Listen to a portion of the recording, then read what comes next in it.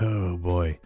Season 4, you're really starting to become the freaking Spark Notes version of the Overlord story, aren't you? Hey everyone, this is the Professor Z, back again today with yet another Overlord Season 4 episode review. And if you didn't pick up on it already, there is a lot to talk about today. This episode actually takes the cake when it comes to cut content because there is a jarring amount of the stuff missing. In some places, they make some really interesting changes as well. But enough complaining about it, and let's get into it. We start off with Demiurge approaching Ainz' room within Nazarick. Upon entering, however, he finds that Ainz is out and Albedo is there instead. And here's the first thing the anime changes that hit me like a ton of bricks. Demiurge states here that he came to discuss plans he had against the Theocracy with Ainz. However, this is a retcon by the anime due to them shifting the order the story was initially meant to be told in. Originally, Demiurge came to discuss the final stages of his plan for the Holy Kingdom, which would hint towards the events of volumes 12 and 13 of the light novel. They, however, changed this due to what I can only imagine is issues with altering the source material to match the anime's new timeline. The rest of their conversation is worded differently in places, but for the most part it hits all the points that it needs to. Albedo then asks Demiurge why he doesn't just contact Ainz via magic. Also, one last thing to note, I don't know about anyone else, but it's rather because of the slightly changed dialogue or because of the animation, but Albedo seems far more sinister than it felt like in the light novels. Maybe it's just a case of source to anime differences, what you thought versus what it ended up being, but I don't know, any other light novel readers let me know if I'm just being paranoid or not. Back to it though, Demiurge responds stating that the matter isn't that important, and that he would rather receive praise for his work directly from Ainz. Now, this may seem kinda childish because of the way Albedo reacts in the anime, but in reality, being praised by Ainz is a shared dream amongst all those in Nazarick. Albedo then informs Demiurge that Ainz had traveled to the Dwarven Kingdom. Now, in the light novel, Demiurge then asks who had accompanied him on this endeavor. Of course, Shaltir and Aurora are the ones who ended up going with him. Aurora is no issue to Demiurge, the issue is Shaltir. You see, after the whole brainwashing debacle, Demiurge doesn't really trust Shaltir with important matters. Instead, he views her as solely as a fighter, which makes him initially think that Ainz is going to conquer the dwarves. Demiurge then questions why Ainz would go to such a remote location. But of course, no one can fathom the depths of Ainz' intellect. Albedo then refers to Ainz' past inquiries about Demiurge. She believes that he's unsatisfied with Demiurge's plan, when in reality he just wants to know what the plan is. Albedo asks if Demiurge's initial plan for the Empire could have gone faster. And while it could have, it would have taken at least a month with Ainz' direct involvement, which would have caused a massive upheaval within the Empire. However, Albedo hands Demiurge the Empire's request for vassalage, and states that it took Ainz a mere 3 days to obtain it. This hurts Demiurge to his core, as he feels pathetic, unable to do what Ainz could. Ainz having left the vassalage to the two of them because God knows he couldn't have handled it. However, Albedo believes that he did this as a sort of apology for stepping over Demiurge's plan, and to let them know not to worry about him. Knowing that Ainz still trusts him, Demiurge and Albedo move forward with finishing the vassalage before Ainz returns. And with that, we finally wrap up Volume 10 of the light novel. Now, the coverage of Volume 10 overall was okay. If you want to hear more about what was cut, you can just go ahead and watch my previous videos, but to sum it up, there was a fair amount missing. Now, I plan to make a video when the season ends in order to give my full thoughts on everything, but for now, I'd give it a 7 out of 10 for storytelling overall. It hit the points that it needed to, but that's about it. Now, we finally get to Volume 11, and I'll tell you right now that the cut content does not get any better from here. To start, we've got an entire prologue on the chopping block. 9 whole pages of the light novel just erased. That might not seem like a lot to the uninitiated, but trust me, it is. Now, I could do a word-for-word explanation about the elusive prologue, but that would probably double the length of what I would imagine is already going to be a long video. So, for your sake and mine, I'll make this a quick summary. So, the prologue focuses on Gondo and why he's mining all by himself when we meet him later in the episode. Gondo works as a part-time miner, and despite getting along with the other dwarfs, Gondo is a bit of an outcast. Despite dwarfs' usual love for alcohol, Gondo isn't nearly as attached to it, and he spends little time socializing due to his time constantly working on runecraft techniques. As it would be explored later, Gondo has little talent for runecraft despite his father's mastery of it. However, this doesn't stop him from trying. This is what leads Gondo to do his mining later. Since he's mining in an Since he's mining in an abandoned area, he's able to keep whatever materials he finds and can thus use them as he sees fit. And he's mining alone for two reasons. The first is because traveling alone attracts less attention from monsters. The second reason is due to him not really having anyone to go with. Since all other runesmiths have pretty much just called it quits, Gondo doesn't really have anyone to assist him with his runecraft endeavors. So in summary, Gondo is chasing after his father's legacy, trying to keep runecraft alive, despite knowing that he has no talent for it. This has made him grow somewhat distant from the other dwarfs, thus leading to him mining alone later in the episode. We have now finished the prologue. Sadly though, this was not the only section axed this episode. There are 2 full chapters missing here. A solid 33 pages of information just gone. Now, I'll try to keep this summary as short as possible because God knows that would make it so much longer. So upon returning to Irantel, Ainz immediately regrets his trip to the Empire, since he still thinks Albedo and Demiurge will be unhappy with the whole vassalage thing. To distract himself, Ainz thinks about the runes he had learned about, and how they arrived in this world. Importantly, there is no runesmith class in Yggdrasil, so it must be something special to this world. Ainz, wishing the venture to the Dwarven Kingdom, remembers his past adventures into the unknown alongside his guild members. This is what pushes Ainz to inevitably take up the adventure. The issue of personnel then came to mind, with Ainz obviously going to avoid his responsibilities, but it's also due to him being one of the few denizens in Dazuric capable of forging friendly relationships with outsiders.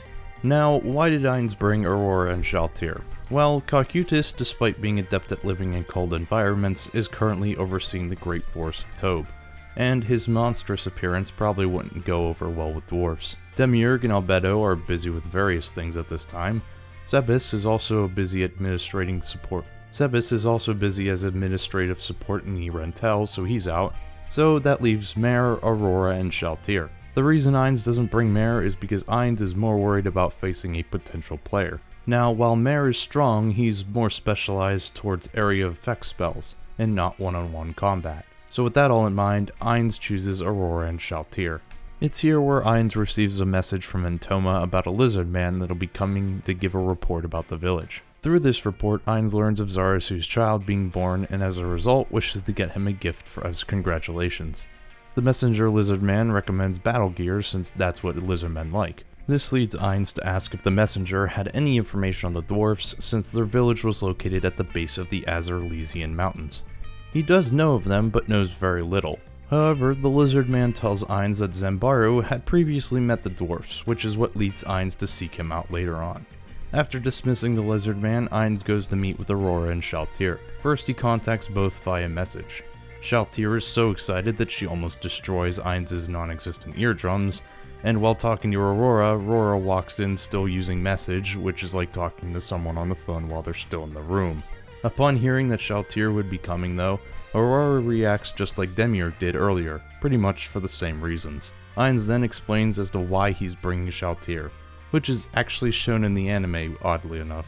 Shortly after, Shaltir arrives decked out in full battle armor, which is some major dedication to the job as a bodyguard, but maybe jumping the gun a bit. After explaining their objective, even Shaltir wonders why she was chosen for this job, which shows how badly damaged her self-esteem is. After a pick-me-up from Ainz, the group decides to bring 25 of Shaltir's undead and 25 of Aurora's magical beasts with them as their bodyguards.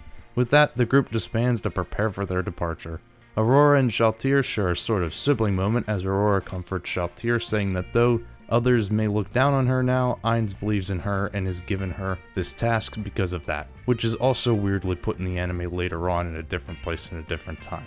And with that, we finally make it back to the anime. There's probably a timestamp for those of you who could care less about the light novels. We start off with a statue of Ainz's likeness, which was crafted by the Lizardmen. We then find Cocytus alongside the Lizardmen bowing before Ainz. Ainz starts off by telling them that he doesn't plan to conquer, but instead establish friendly relationships with the dwarves. Ainz mentions minerals, and to be specific, Ainz is hoping that the dwarves have obtained Yggdrasil ore known as prismatic ore. These are important not just because they are rare, but under certain circumstances they can be gathered to create a specific world-class item. Ainz then asks Zanbaro if he would be capable of guiding them. Zanbaro responding with his own question, wondering if Ainz really does plan on having friendly relationships with the dwarves. After assuring Zanbaro that was the case, Ainz does mention that force may be necessary, which is reasonable. But Ainz is more worried about the possibilities of a hostile player, if anything. Light novel moment really quick, Ainz and Zarasu discuss him taking his family to live in Irantel since Ainz wants to create a country where various races can live together. Though Zarasu doesn't give a yes or no, the idea is brought to the table all the same. Cocytus then offers Ainz a seat, since he would be talking for an extended period of time. We then get Cocytus' chair, the AC'd version of the Shaltir chair. Now, the reason Cocytus wants to compare to Shaltir is because he wants to know if he's comfortable enough for Ainz' child. Yeah, this comment is not meant to be dirty, it's just him wanting to be a good uncle and have the kid ride on his shoulder and that sort of thing. For you anime-onlys out there though, Ainz does prefer Shaltir. Though Cocytus having AC is pretty neat too. Something that's sort of skipped over here is the fact that Zimbaru doesn't have a clear memory of how to get to the Dwarven Kingdom, since he hadn't gone there in a long time. This would force Ainz to use the Control Amnesia spell in hopes of finding Zimbaru's lost memories, which would yield less than optimal results. We then get a moment between Shaltir and Aurora that is a sort of substitute for a moment that I had mentioned was cut earlier in the video. So the actual moment may have been cut, but they did fit this in, so I'll give them props for that. The group is then ready and heads out. Gotta give props to those working on this part, cause they made it far more beautiful and epic than I thought it would be. As the sun begins to set, Ainz, by using Create Fortress, erects a large fort for the group to stay in for the night. We yet again get a moment that was meant as a sort of substitute for cut content that I mentioned earlier, as Ainz talks about his interests in traveling to the Dwarven Kingdom, and how Jerkniv's sudden vassalage is a pain to Ainz that he left the Demiurge in Albedo. Aurora and Shaltir have another sibling moment as Shaltir takes notes on everything Ainz has said, without realizing that you should probably study and better understand what you are writing. During the next day, something that takes several in the light novel, the group comes upon the entrance to the Dwarven City. However, there are no guards present. Now, what follows is a pretty compressed version of the light novel, but it's fine because it does hit all the points that it needs to and doesn't drastically change anything.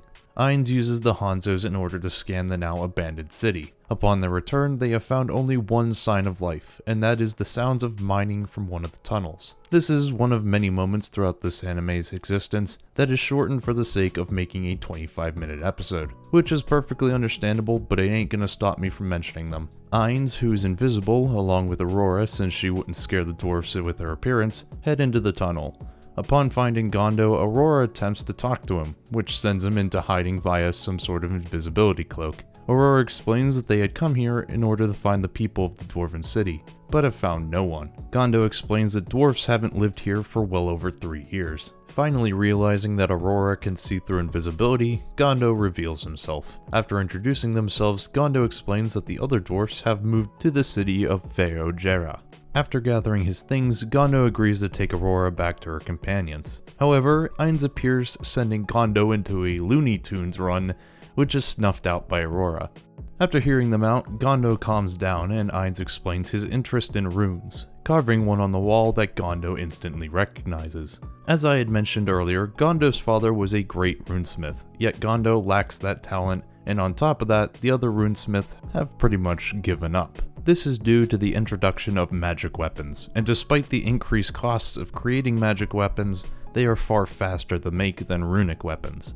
Gondo then gushes over his dreams of keeping runecraft alive and preserving the art. Gondo's drive reminds Ainz of his own drive to keep the Guild of Ainzulgoon alive. Thus, Ainz offers Gondo the chance to work for him in exchange for Ainz's backing, which Gondo gladly accepts. The group then arrives at the entrance of the cave, where they are met by Shaltir, who informs them that a roughly 100 Quag have made their way to the city. Ainz orders Shaltir to capture the Quag for questioning, which she does with ease. Now, the first time I watched this, I thought it was kind of boring and quick for the anime, but then I read the part of the book, and I realized that it's the exact same way there too, so this is all good by me. After capturing the Quag, Shaltir uses Charm Species in order to drag the information from them. We learn that the Quag have found a way to bypass the defenses set up by the dwarves, and have a large force heading there right now to destroy them. The episode that ends on that note. Now, this is probably the craziest episode when it comes to light novel and anime comparisons. Besides the massive chunks that were completely cut out, the order of events in some sections are completely changed. Specifically, the conversations between Gondo and Ainz is drastically altered.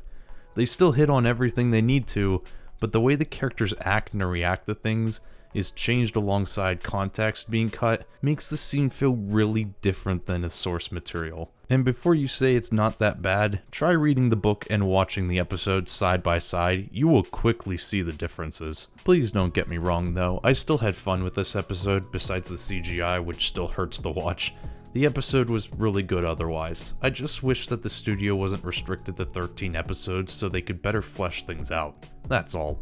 I know that the animation ain't cheap, and time is money, so from that perspective, these changes make a lot of sense. It does make making these videos a little harder though when I have to compare pretty much two completely different things. But I think that's all I've got for today. Let me know what you all think in the comments, make sure you like and subscribe for more, and as always everyone, I will see you all next time.